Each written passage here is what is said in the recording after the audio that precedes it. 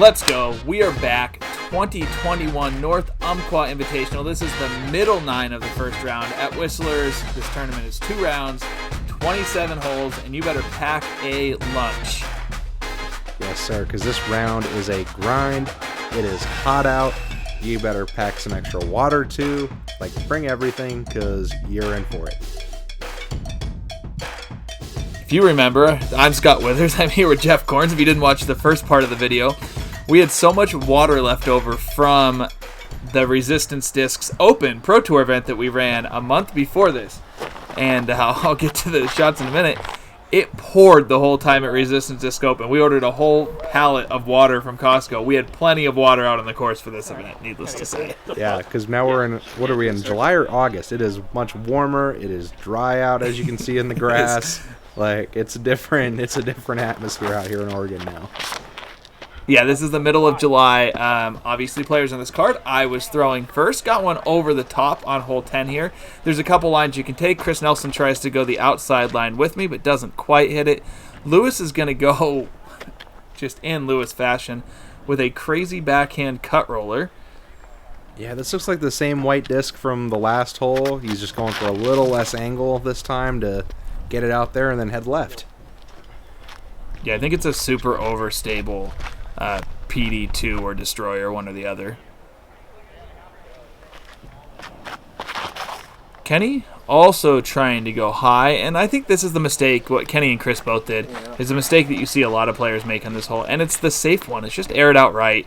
Don't bring any trees into play, and get yourself to 70 feet and just have an automatic 3. Yeah, Lewis, maybe giving that a go, pitching it towards the basket. Chris looks like going to be No, I was going to say that, Chris just probably giving a similar, idea here. Just, give it some air, try to hit it the basket.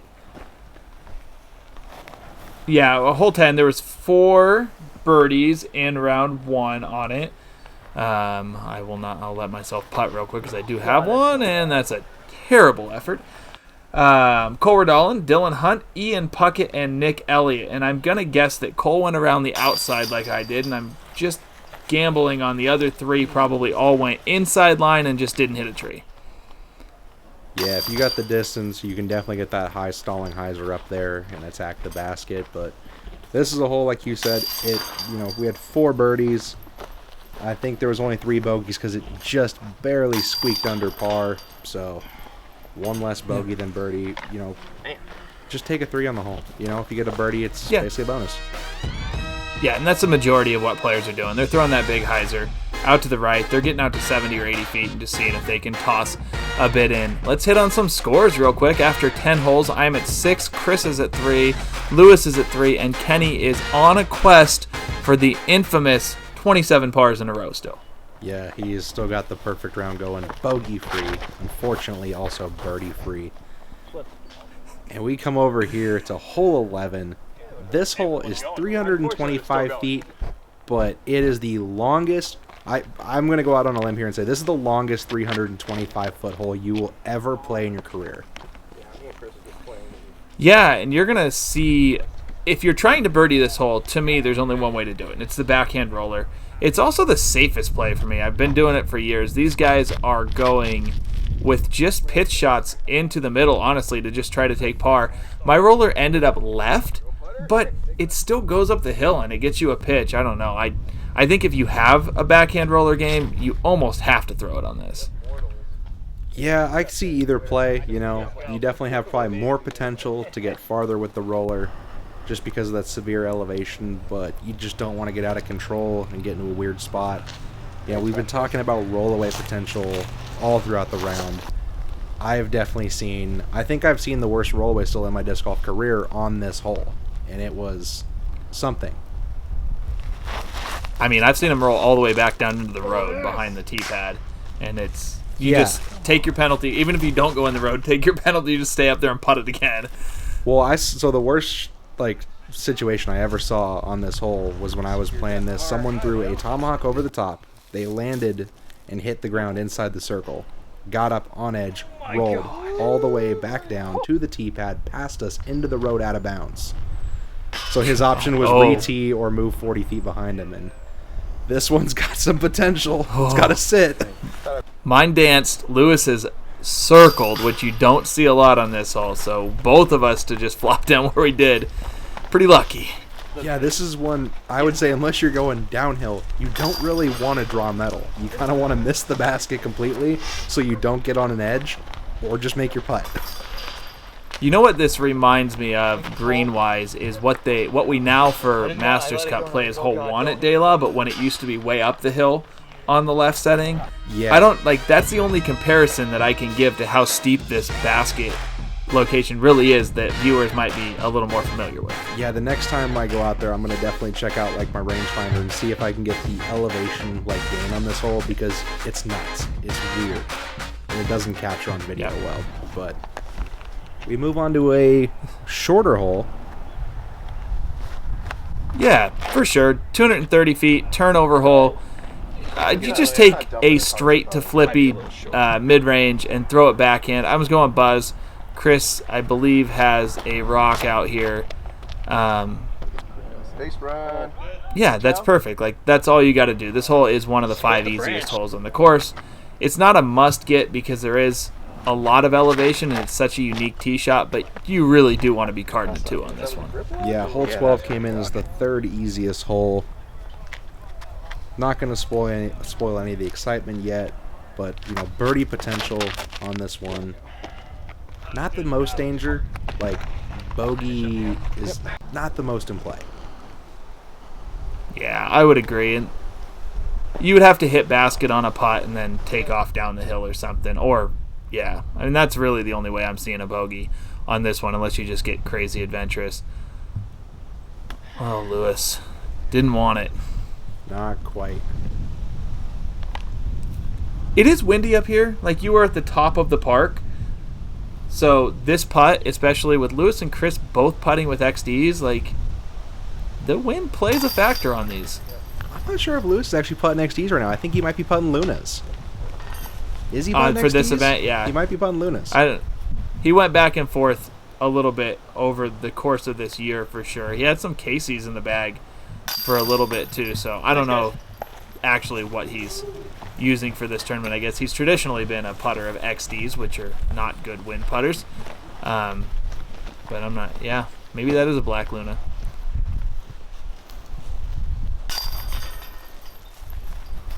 Kenny, perfect drive. And oh, never mind, that was a par. Missed the putt. But yeah, hole 12, I wish you could turn around and see the view from up there, because you're just looking out over these giant valleys and the river, and it's one of the most beautiful places in the world up on top of that hill. Oh, absolutely. And we'll get a taste of that later in the round. But hole 12, not a single bogey from the field on that hole in round 1. So, like I said, not much danger. One of the 3rd easiest hole. And we get back into technical land. We moved to a hole where there is plenty of birdies and plenty of bogeys. This is probably the biggest scoring separation hole on the course, and it's just because the line's so tight, and if you go over the cliff, you are going to a drop zone with a stroke penalty. Yeah, this one, severe slope from right to left. Narrow gap. Chris is pulling it a little bit right, but that has the potential to kind of cut, roll off the hill, get back down towards the green, and you just got to hope to stay up on top. Yeah, for this event, I put some fake walls up, so they played right along the out-of-bounds line. There was no Pro Tour meter in of OB from them, but I'm not saying this is a bad hole, because it's not. I hate this hole. I cannot hit this gap, and so many times when I do hit this gap, I feel like good shots roll off the hill, so I was like, we are putting walls up to help people out and make them where they don't have to go get their disc halfway down this cliff. Yeah, absolutely. I mean, you're seeing guys play from the side of the hill, like there's a road down there. It makes sense. And, there's some scrambling to be had here. Like you said, this is a score separator hole. It's very easily birdieable at 240 feet, but things can get wild quickly on this hole. If you go out of bounds, you have the potential to go out of bounds again from the drop zone. You have a chance to sneak in a birdie like Chris did. And the luckiest player in Oregon, continuing with his title, you'll love that one, bouncing it off off the front of the rim and in. Yeah, I could have easily taken a 4. If Chris's putt hits an inch lower, he probably turned around and rolls behind him. All right, let's slow-mo this. That's right, the resistance disc, slow-mo replay, cage twice, cut that. top of the basket once, and back in. Yeah, that'll do. Chris is like, only shows a 2 on the scorecard. Don't worry about that. You got to come over here still and clean up your shot. That was the best up shot I could have ever imagined throwing from there. I thought I was going to bogey. So, I mean, that hole's fun. It's super fun in rec rounds. It's super nerve-wracking in rounds that matter. But Chris is catching up a little. We're at 7-5-2. And Kenny, don't talk about the no-hitter. But Yeah, we I'm are not gonna still say. going. We're through 13 holes, and we have 13 pars.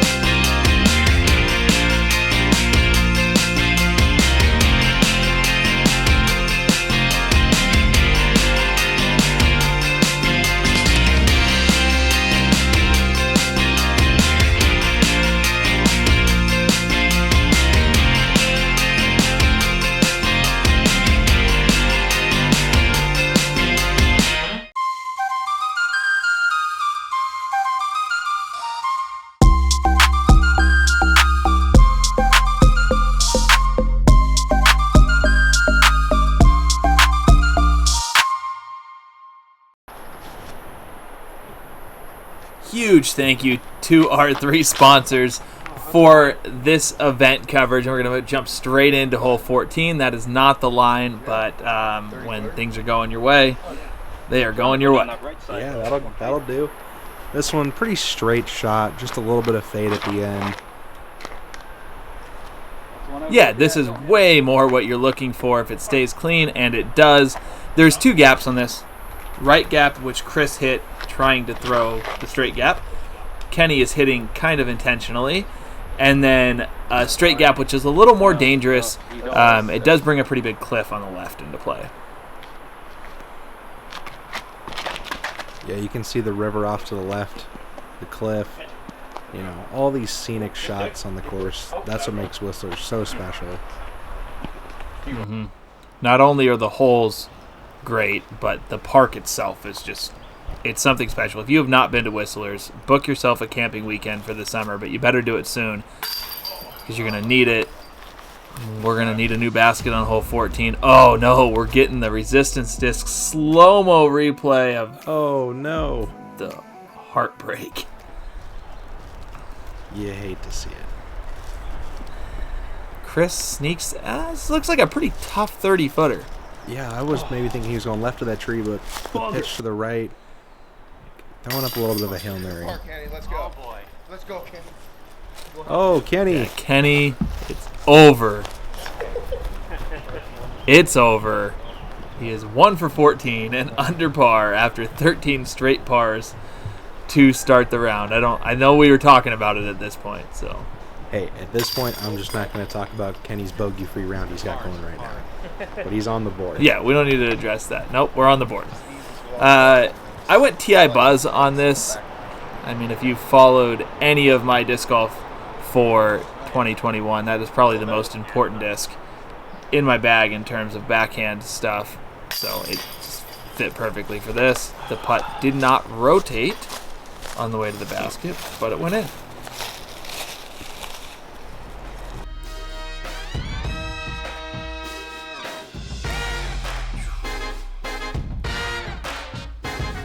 We're going to move into hole 15, which actually has 2 tee pads. We are playing the lower tee pad for the North Umpqua Invitational, simply for pace of play purposes, because the top tee pad can take, we'd have 7 groups backed up there, even though it's the coolest shot ever.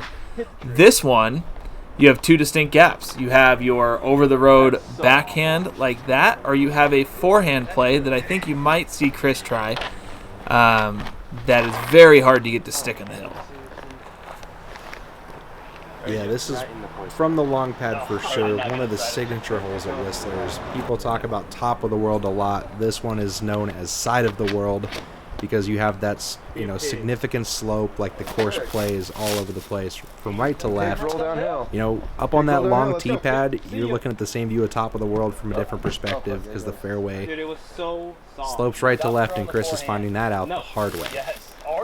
Yeah, I will go on record saying I hate the forehand on this. I mean, I've always been a gator zone thrower, and I will never throw forehand on this hole because I feel like it hits the hill at the angle where it wants to do that every time.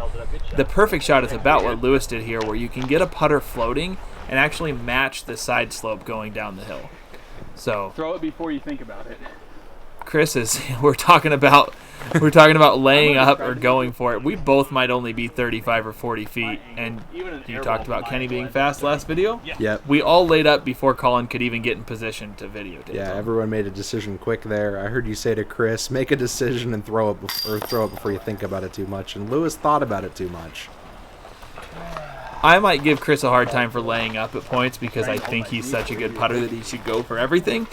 But on this one, it's the classic, if you hit basket and it doesn't go in, you're going to be back at your feet. Like you're probably going behind wherever you were, so if you are not feeling like probably 75% that you're going to make it, it's no shame in putting it in the ground and moving on. Absolutely, especially right after you walk away from a rollaway off the tee pad. You hate to want to do it again. And, you know, a bunch of pars on that hole. No damage. But you guys are missing out on the field on that hole. That hole is one of the easier holes. Yeah, you would like to get it, but we are out of short holes. They're gone, Yeah. especially for a while anyway. This hole says 350 and plays every bit of like, gosh, I don't know, 450? maybe 425, yeah, 450 uphill. So much better than it could have been. Well, we're going to find out in a second. That is not so much better than it could have been. We have a spotter up there. She wanted to remain nameless because it took us a long time to find the disc. Yeah. But there's a giant side slope, and I'm the only one that's trying to forehand here. Chris just peers a backhand. That's great. Skips. That's a hard shot. Yeah, absolutely. Straight uphill, keeping it on that line. Well executed. Yeah, if you're throwing backhand on this, it really does play over 400 feet for sure. Lewis just went destroyer. Decent shot, turned it over. Oh, okay. Hold on.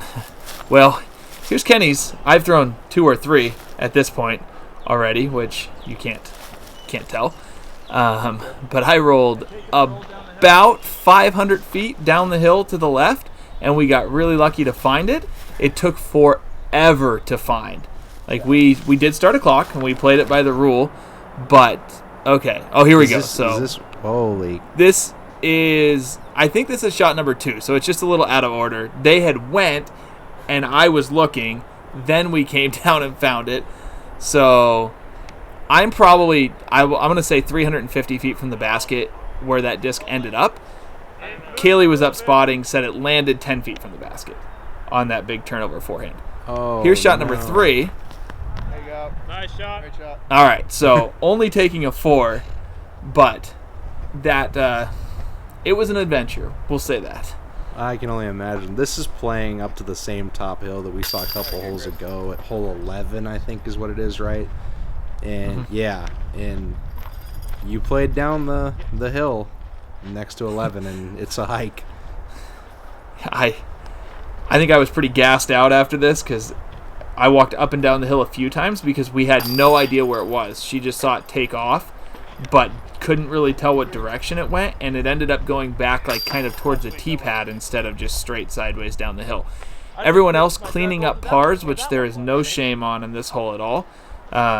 We could pull up some stats real quick, and we are looking. There was 5 birdies. Yeah, absolutely. So Chris Brian did it. Peterson, Chris Nelson, yeah. John Bellman, Justin Anderson, Landon Mortensen, definitely some Yep. good distance throwers in that group. Yep. And Bellman. Don't forget about Bellman. Hey, I was summing him into those good distance throwers, giving Bellman some credit. Bellman, one of my really good friends that lives over in Bend. Not known for crazy distance, but probably just pumped a full backhand up there, so that's a great 2 to pick up. Chris has tightened this thing up, or I've tightened it up, but he got 2 strokes on this, and we move into the signature hole at Whistler's Bend. 700 feet, top of the world, and I had someone ask me the other day what the hardest top of the world shot was, whether it was this or De La, and to me, it's not comparable in difficulty. No, it's definitely, this is significantly harder. You'll notice that is the card in front of you guys. Are you guys going with the spot for the card behind you method? Yes. Yeah, speed Absolutely. of play wise, that definitely is the way to go. As you like, De La, I think it's like 500-ish feet, but this is significantly downhill, 700 feet. Having 4 people down there spotting, ready to go, is very helpful. Yeah, and you can throw whatever you want off this. It does look like it's a little breezy when we get up here. You can go putter if you want. You can go mid-range if you want. But the most common play for a backhand thrower is to take something overstable and aim it at the guy sitting under the tree, basically, and throw it low. Low, low, low. Yeah, you can kind of see it on the shirts a little bit of wind. Obviously, we're incredibly exposed. You're basically in a canyon if the camera pans up. And, wind can be ripping left, right in your face, all over the place. And Yeah, I feel like you're not going to see much of a better shot than that on this hole. it's the first time I've ever hit metal on this tee shot. We're going to get a slow-mo of it, thankfully, or just at least a replay of it. I don't know if it's a slow-mo. That is a 4-claw Z-Force that hits 20 feet short of the basket, and the pole might have saved me a few feet of putting, but that's probably the best shot I've ever thrown on this hole. Yeah, that's sweet. I've heard stories of people acing this, and it's like legendary. It's a dream kind of shot. Yep. But I've been out here on the course for 2 different aces on this hole. Lane Mason got one in Glow Golf probably 15 years ago. And then Dan Corbin, so maybe I've been here for 3 because I think Dan Corbin of Roseburg Local got it. And then Justin David, or Trasher D as he's known, I think both have also got this hole from top of the world in tournament play. man, that'd be so cool. I can only imagine like the electric feeling from 700 feet away, and then you have a group in front of you getting rowdy down there. You slam a 700-foot ace. I mean, to me, this would be the dream ace of all the holes I've ever played. Like this, because of how I feel about this course and how special this piece of property is to me, like this would be the one. Yeah, I'm like not trying to brag. I've aced top of the world at De La, and I think I would like trade 3 or 4 aces on top of the world at De La for this, like in a heartbeat. It's, the disc is flying for like 10 seconds to get there, maybe more. Yeah, I agree, but I mean, you obviously grew up a little closer to De La than I did, and it holds a little more special place in your heart, Yeah, as this one Whistler's is does in mine. incredible. So Chris with the bogey gives one back. I got the birdie, so we flip-flop. This is a sneaky great hole. Professional level, 445 feet. Like that looked way easier than it is. Like this hole's tough. Yeah, I was about to say, dude, that was a really good shot. You're shooting through this gap. It's a little downhill, but you have a slope right to left coming on that green, so you got to make sure your angle control is right coming into the green, so you keep it close, and you executed that perfectly. Yeah, it's a beat-up ESP Onyx, which was one of the first discs I think you gave me as I was getting ready to switch over to Discraft, and it was in the bag for a long time, and it's now kind of become a turnover disc. Little more, I would say, safe play in what Lewis is doing is to take something overstable and cook it on Anheuser and get it to really go out right and then fall back left. A little easier to execute probably than the straight shot, but the distance control's a little tougher. You saw Kenny go high left, and then you kind of see Chris tug it over to the right and not get the full like swing back. There's nothing wrong with a 3 on this hole. It doesn't get a ton of birdies, and it's really easy because of the exposed green to end up like with a 30-foot par putt if you try to get a little adventurous on an upshot. Yeah, this is a perfect like pro level par 3. You know, like you said, little bit of birdies. There's 6 on the day. We'll see if anyone here can convert. Lewis has got an opportunity right here. Yeah, Chris's putt from up there like 40, 45 feet is a real nervy putt because it does fall off quite a bit. Lewis, great putt, great birdie. To see the full like S shot, disc going out of sight to the right, coming back to the left, and then knocking the putt down, that's a great 2. Yeah, and Chris is already putting again, so that must mean you're a little bit closer than that. Oh, yeah. Well, Chris is lining up his putt here. I think the coolest shot I've ever seen at Whistler's was I actually watched Dustin Keegan ace this hole one year in Whistler's Dubs. I was spotting down by this basket because the card wanted, some extra eyes looking down the fairway. Someone, threw a shot that got away from them. I think we came up on a little bit of a backup. And watching Dustin's shot come in, it was just like yours, that pure backhand at it shot, like Dustin's strong golf shot that he throws, and just lit it up. And I was like, wait, what? Did that just happen? Like, this is, like I said, it's a great pro level par 3, so ringing it up is insane. Yeah, and Dustin's release angle, the way he kind of can control his ante and stuff, it makes perfect sense. And it doesn't surprise me that he's got this hole. It's, it would be one of the top aces out here for sure. We are now, as Kenny cleans up, through 18 holes of this round, which is 2/3 of it. You can see Kenny wiping sweat off his forehead because it's now hot out here. It's not uncommon for Whistlers to push up into the 100-degree days in the summertime. You can see everything's dead, but you can also see what waits for us after the round behind our scores here. So through 18, I am at 9, which is totally acceptable. Chris is at 5, fell off a little in the last couple holes. Lewis at 3, and Kenny now has 17 pars and got the birdie on hole 14. Yeah, and he's got that clean scorecard with no red on it still, keeping it clean, which is critical out here. We'll see you on the back 9. Hey guys, Colin here with CH Sports. I just wanted to give a huge shout out to my coverage sponsors. These videos would not be able to come to life without these people's help, so I really appreciate it. There's plans starting as low as $3 a month, and every single dollar helps grow the channel. If you would like to see your name or business listed in the credits of every single one of my videos, please head over to patreon.com/chsports.